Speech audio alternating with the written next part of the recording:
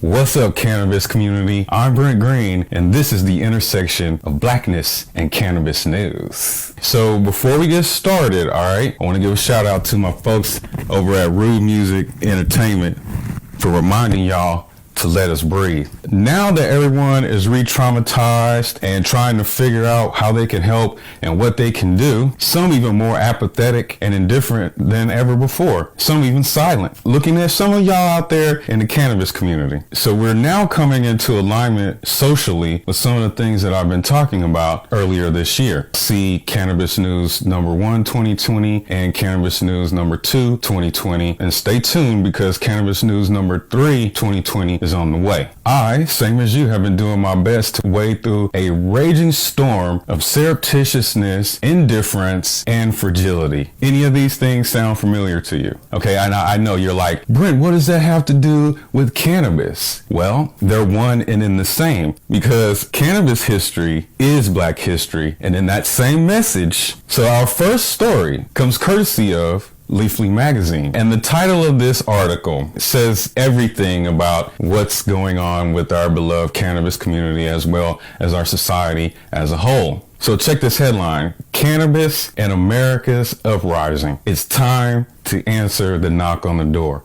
So this article covers all the things and all the reasons at the intersection of blackness and cannabis. My fellow stoners who say you love me, I want you to consider this article important reading material. It's very important.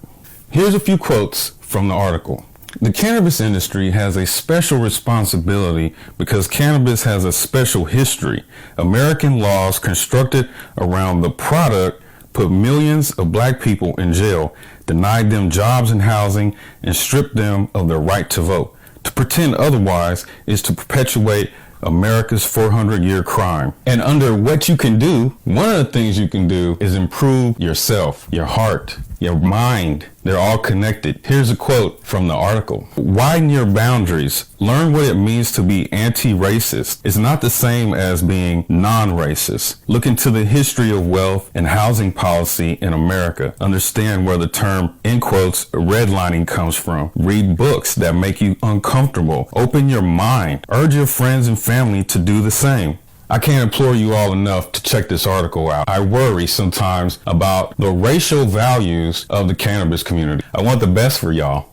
So our next story has to do with the looting of cannabis dispensaries across the country. Now, according to Google, as you can see there, it says courtesy of Leafly 43 West Coast dispensaries report looting and weekend rioting, Lincoln Park CBD store looting, cannabis businesses targeted and looting. You know where that's headed. So we here, of course, as you know, do not condone that type of behavior as much as it has been disruptive and heartbreaking to many in the cannabis community. However, I intuit this action as an answer to the ills listed in the prior article, or perhaps born out of frustrations from feeling locked out of an industry that would not even be here if it were not for Black people. Just telling you the truth. I mean, you all do understand, right, that by the nature of legalization, it puts a poor person further and further and further away from their medicine. Quite frankly, the cannabis industry has got to do better by people of color, specifically Black people. And I commend the people who have done everything that they can in this community and in others to make a difference. To my fellow Black stoners, I cannot stress this enough. It is very important that you know the hiring practices, the procedures, and most of all, the racial politics, or just politics in general. You need to know this about the companies you support.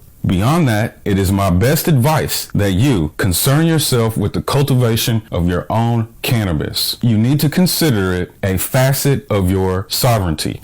Remember, friends, the cannabis industry would not even exist if it were not for Black people. Stay safe out there. Stay tuned. As I'm sure you know, and you've seen in your feeds, it is now more important than ever for you to support Black voices. And in the cannabis industry, it is doubly important. Consequently, we here at the Green Scene, or I, many times alone, have been your consistent voice for over 10 years at the intersection of blackness and cannabis. And we need your help now more than ever in amplifying this message. We got that Cash App and we got that Patreon. The link is in the bio.